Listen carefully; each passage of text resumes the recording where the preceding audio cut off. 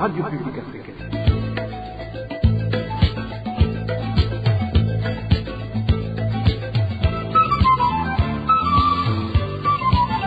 Radio Publique Africaine.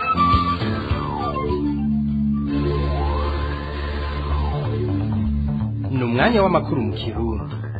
Mukaba muyashyikirizwa na Emmanuel Nyungeko. Ndabaramukije inshuti namwe bakunzi ba radio RPA ijwi ry'abanyagihugu musangwe ikaze yo gukurikira amakuru mwateguriwe kuri uno munsi wa gatatu turi kugenekerezo rya 15 ntwarante umwaka wa 2023 dahere ku ngingo nkuru ziyagize.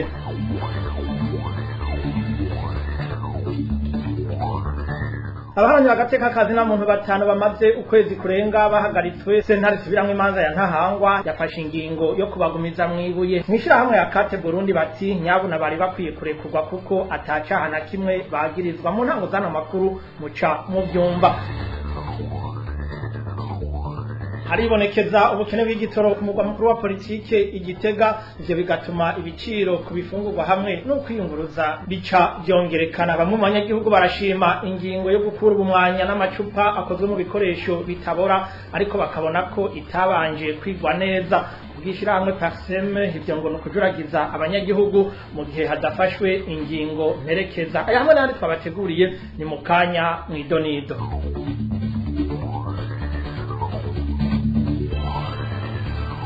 Ndasubiye kubaramutsa n'amakuru yari mu bijanye n'igisata c'intwaro. Umukuru w'igihugu Evariste Ndayishimiye yarigaruriye amatongo ya komine Bugendana ari ku mutumba Makaba ni mu ntara ya Gitega. Ikibabaje abanyagihugu bo muri komine Bugendana nuko umuryango w'umukuru w'igihugu wabanje kwirukana imiryango irenga 300 ihurikiye mu mashira hamwe yarasanzwe akorera muri ayo matongo. Ubu bakaba bariko bahubaka ihinguriro ry'umuhungu wa President Ndayishimiye ryitwa Kipromo. Mu biro by'umukuru w'igihugu n'ubu ntaco barashaka kubivuga ko bo urugurika mwidonido.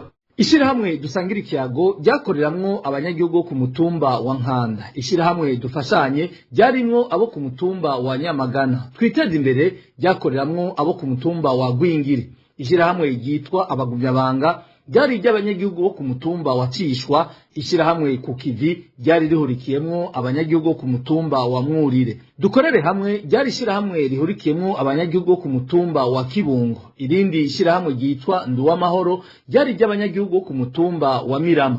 Abo banyagihugu bose bagera ku miryango 300 barirukanywe mu matongo bari basanzwe bakoreramwo uburimi. Mu bikorwa vyabo vya misi yose abo banyagihugu baharimira amavoka, isoya, inanasi n'ibindi vyimburwa vyafasha imiryango yabo. Haraheze umwaka ayo mashirahamwe yaratswe amatongo yahorera akoreramwo atahandi bahawe ho gukorera. Umwe mu bakozi ba komine Bugendana twayaze yatubwiye ko bamaze kumva ko ari umuhungu w'umukuru w'igihugu Evariste Ndayishimiye agiye kuhakorera nta wasubiriye ngo kugira ico abajije. Uwundi nawe nakore, uwundi akore kugira iminwa irya izironke ivyirya nayo handi tutarimwe tuzoza kubisomera. Iyo mvugo ya President Evariste Ndayishimiye murumva ko itajanye n'ingiro kuko umuryango wiwe wabujije imiryango irenga 300 kubandanya bakora ibikorwa byo kwiteza imbere ku nyungu z'umuryango wabo gusa. Kuva ico gihe umuhungu wa President Ndayishimiye uwitwa Joder Ndayishimiye niwe yigaruriye ayo matongo ari ku mutumba Makaba. Yaciye ahazana abakozi biwe barandura ibiti vy'amavoka vyose vyari vyaratewe na ya mashirahamwe yahuza imiryango irenga 300 y'abanyagihugu muri komine Bugendana. Atatangura kuharima ibijumbu. Muri kino gihe umuhungu wa President Ndayishimiye Joder Ndayishimiye akaba ariko anahubaka ihinguriro yise Kipromo, Kijumbu Product and More, bisigura ihinguriro ry'ibijumbu n'ibindi.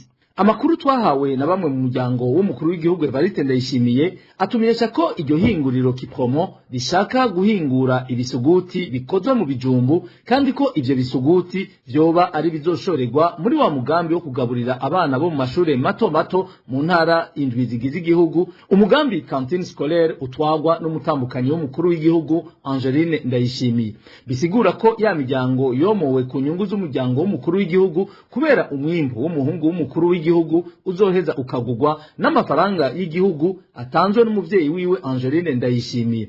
Nubu ibiro vy'umukuru w'igihugu akaba ataco birashaka kuvuga kuri ayo makosa yagirizwa umukuru w'igihugu n'umutambukanyi wiwe. Bob Rugurika. Tukiri mu bijanye n'intwaro nyene, abasirikare b'u Burundi barungitswe mu gikorwa cyo kugarukana amahoro mu gihugu ca Somalia bariyamiriza ubusuma bw'igitoro n'ibifungurwa vyari bibagenewe. Aho bigeze ubu ivyo bifungurwa ngo bisigaye bisahurwa n'abarongoye izo ngabo bigishika ku kivuko c'i Mogadisho, bikongera bigasahurwa bishikanywe mu makambi atandukanye. Abasirikare vyari bigenewe bagahabwa intica ntikize. Idonido na Onezime Dushimagize.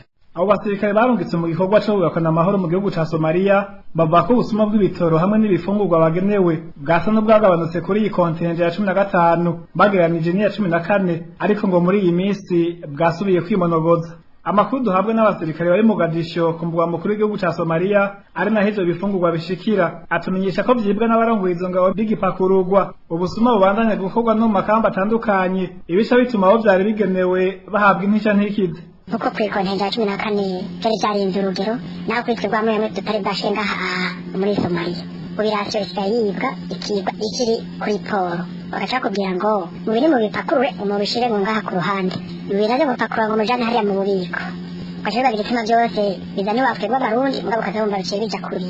Kumbe kubara kugira cyabi gitoro tutakigurishwa yabirangyo ikigurishwa kiyambaye baca bafata bimwe basha ku ruhande baca babitandukanya bitabure baca baza kudogira vitaya bisunze abasirikare baba bari hariya ku makambi atandukanye abashigirita kwiye baca babagiza ngo vyahombye. Uko kubirungika mu makamba atandukanye bamaze kuvyugurura ngo bisa no guhuvya amatohoza berekana ko vyibwe n'abasoda bato bato bayipakiye birungika mu makambi ngo bishobora kubashanishamwe n'abagenzi babo babigenewe.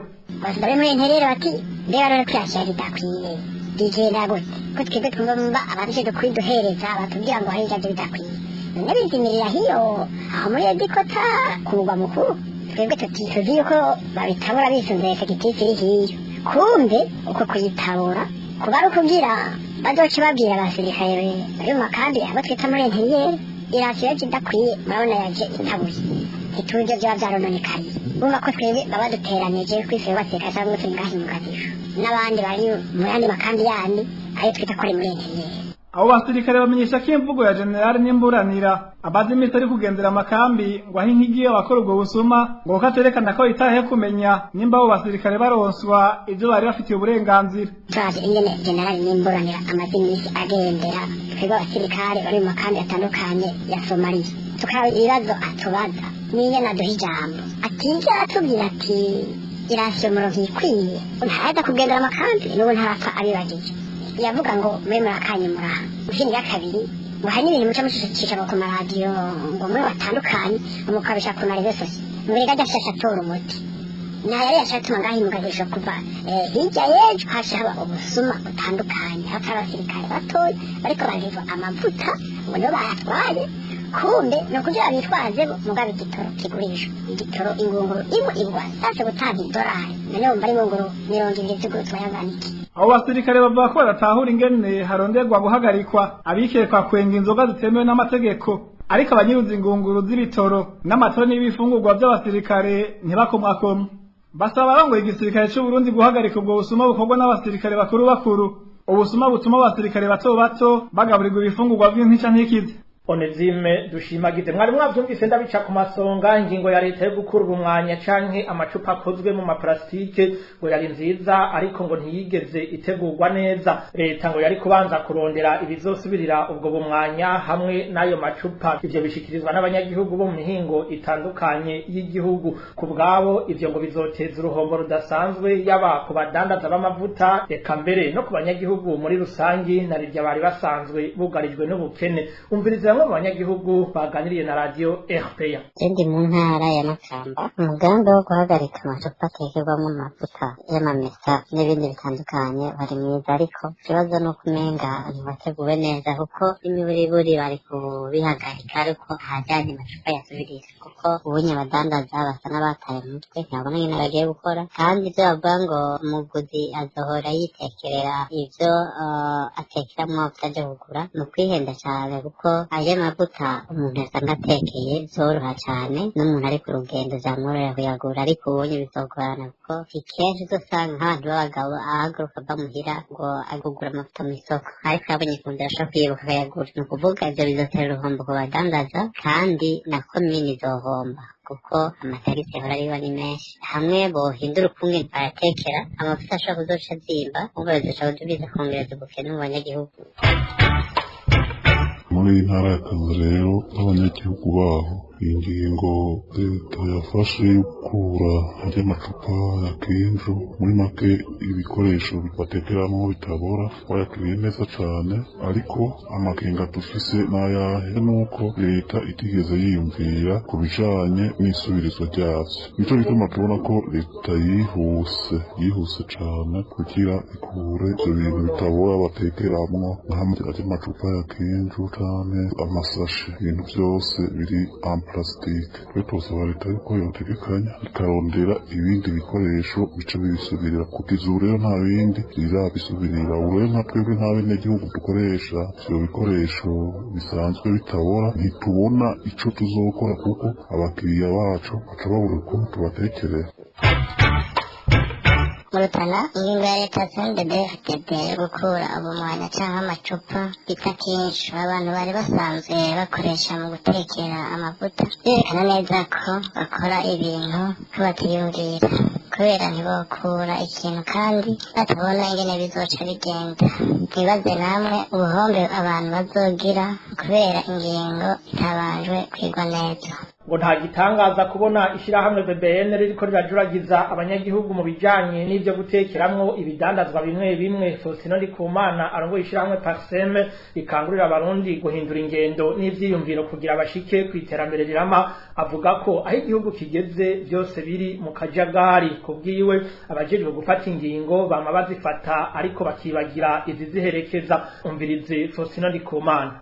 Novuga ibyo byana BBN bija muri rusangi mu bintu imbo tubona ibibazo igihugu gifise bijanye n'ingene imigambi itegurwa ingene amategeko ategurwa ingene aja mu ngiro ingene yubahirizwa ingene hajaho ingingo mperekeza kugira amategeko ashobore kuja mu ngiro ingene abanza kumviriza abo vyega inzego ziyafata ziyashira mu ngiro ziyumvisha abantu uburyo bishobora gutwara ivyo rero turabona yuko kenshi urashobora gukunda gusanga ingingo mu Burundi mu gufatwa zifatwa ihutihuti canke zifashwe naho ugasanga kumbe nta ngingo mperekeza zafashwe. BBN ni ikigo mu bisanzwe gihambaye mu buzima bw'igihugu kirenze gifata ingingo rero ingingo nubwo ari nziza uraraba ati mbega ivyanditswasi yari imeze gute kugira ingingo ive mu ngiro haca umwanya ungana gute abantu bazosha baza kuvyifatamwo gute kuko urumva ubusanzwe bihereye ku mico n'imigenzo abantu bari bafise. Ivyo navyo rero kugira bihinduke urazi ko bica bisaba kwigishwa n'ingene haba ubundi buryo bwo gutuma ico bahora bakenera ikijanye n'ivyo bintu kiba gishobora guca kiba kirabonetse kuko urumva bica bisaba nyene kuba mu vyitonde. Rero n'ibintu atari mu bintu dukunda kubona umva nyimba uwo mwanya masagurutse batanze umwanya ugize gute abantu bigishije harimo gushaka gukwiye babihagurukiye abajeje intwaro babihagurukiye hari ikintu bita efficacité institutionnelle muri iki gihe mu Burundi tuba ibintu vyinshi ingiro nyinshi mu gufatwa zigorana shaka badashaka kuhiza amategeko bashaka kurengera inzego canke ingingo ziba zitizwe neza. Ico bituma rero ari byo kwitondera kurabona ko ingingo nyinshi zagiye zirafatwa muri iki gihugu canke amategeko afatwa bwa musanga agorana kuja mu ngiro kubera imvo bene izo nyinshi zinyuranye. Uwo yari Faustino Ndikumana arongoye ishirahamwe Parseme. Muriko mukurikira radio RPA ijwi ry'abanyagihugu. Mu kanya gato amakuru twabateguriye arabandanya. RPA mu bijanye n'ubutungane sentare isubiramwo imanza ya Ntahangwa yafashe ingingo yo kugumiza mu buroko abaharanira agateka kazina muntu batanu bahagaritswe kuwa 14 Ruhuhuma uyu mwaka. Iyo ngingo ikaba yiyamirizwa n'urongo ishirahamwe Rukristo yiyemeje kurwanya gusinzikariza ubuzima kiremwa muntu akate Burundi mu mfunyapfunyo ngo kuko atacyaha na kimwe bakoze. Umushingwa manza Ahmed Niyongere agasaba nyabona ko borekugwa ngo kuko atakindi leta y'u Burundi iri kirakora atari ugushaka gutera ubwoba uwo wese yubahuka gushira habona ibitagenda neza mu gihugu. Umushingwa manza Ahmed Niyongere arongo ishirahamwe akate Burundi. Twaguye mu gahunda we twumvise ko sentare isubiramwo imanza ya Ntahangwa yafashe ingingo yo kugumiza mu munyororo abaharanira agateka kazina muntu batanu bahagaritswe igenekerezo rya 14 Ruhuhuma uyu mwaka. Twari twizeye ko iyo sentare ikosora amakosa yakozwe na sentare nkuru ya Ntahangwa mu kubareka bakidegemvya kuko ivyo bakurikiranwa ko atacaha kirimwo. Akarorero nko kuvuga ko abaharanira agateka kazina muntu canke amashirahamwe AFGB na APDH bakorana n'ishirahamwe ridafise uburenganzira bwo gukorera mu Burundi nta caha kirimwo, no mu itegeko rigenga amashirahamwe adahanira ivyiciro vya politike nta ngingo n'imwe ibibuza. Ayo mashirahamwe yarasanzwe akora neza, akorana n'abanyagihugu bose hamwe n'inzego za leta. Iyo ngendo ya leta y'u Burundi yo gupfunga abana agateka kazina muntu hamwe n'abamenyesha makuru bigenga n'ubutumwa leta y'u Burundi itanga yo gutera ubwoba abadomu rutoki kubitagenda neza mu Burundi. Iyo ngendo iratukisha igihugu cy'u Burundi mu makungu. Tugasaba ko abo baharanira agateka kazina muntu borekugwa atakirinzwe gusabwa. Haribonekeza ubukene bw'igitoro mu ntara ya Gitega umugwa mukuru wa politike yaba mazutu na essence nta na kimwe kiriko kiraboneka ku bituro bitanga igitoro. Ibura ry'ico gitoro rero rimaze kugira ingaruka mbi kubijanye n'ibiciro byo kwiyunguruza eka mbere no kubidandazwa bimwe bimwe. Ines Gakiza. Ku bituro bitangirwamo igitoro birenga 200 biri mu gisagara ca Gitega no mu makomine amwamwe y'intara ya Gitega nka Bugendana, Mutaho, Giheta na Makebuko nta gitoro cyo mu bwoko bw'amazutu cari kihari kuri uyu wa gatatu.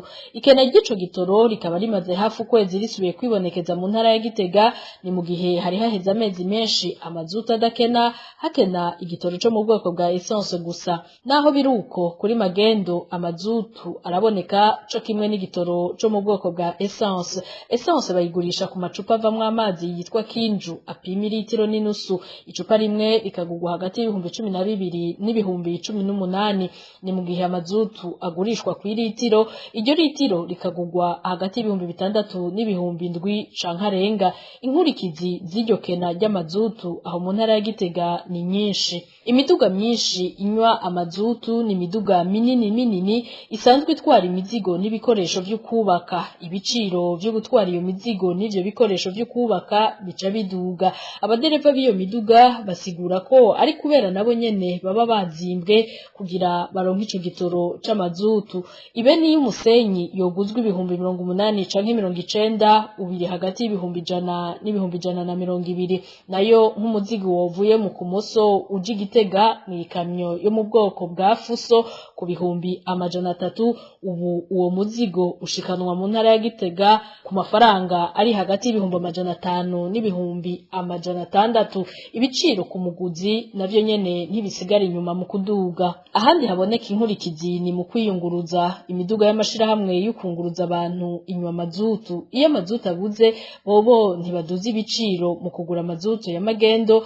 ahubwo baca bahagarika canke bakagabanya igitigiri c'imiduga igenda. Ingenzi zisigara zihutira imiduga yunguruza abantu inywa essence, iyo nayo iciduza itike. Ubu mu kumanuka Bujumbura mu muduga mutoyi wo mu bwoko bwa Probox uva mu ntara ya Gitega ni hagati y'ibihumbi 12 n'ibihumbi 15, yahora ari hagati y'ibihumbi 8 n'ibihumbi 10. Abafise ivyuma binywa igitoro cyo mu bwoko bwa mazutu cyo kimwe n'abanyagihugu muri rusangi bagasaba ko mazutu yosubira kuboneka nk'uko vyahora, ibidandazwa vyinshi bitaratangura kuduga igiciro.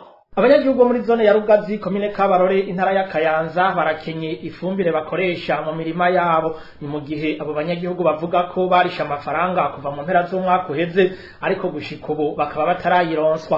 Ngo nigize iraboneka itangwa ku kimenyane. Eric Niyonzima mwidonido.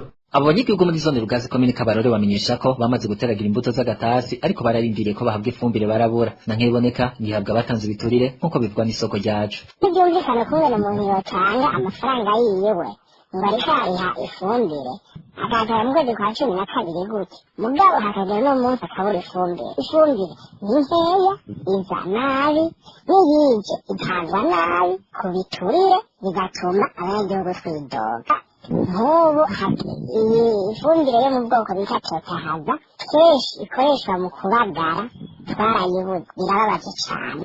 Abo banyagihugu bagiriza abari muri koperative yitwa Mahoro yatsindiye isoko ryo gutanga ifumbire muri iyo zone ya Rugazi karibo basaba ivyo biturire. Ibituma umurimyi muto mutadashikirwa naho yoba yarisha amahera nkuko isoko ryacu ribandanya rimenyesha. Abantu santere aze arabe ukungene ifumbire ritangwa bizozoruka n'ibyangombwa ko nabura amatari.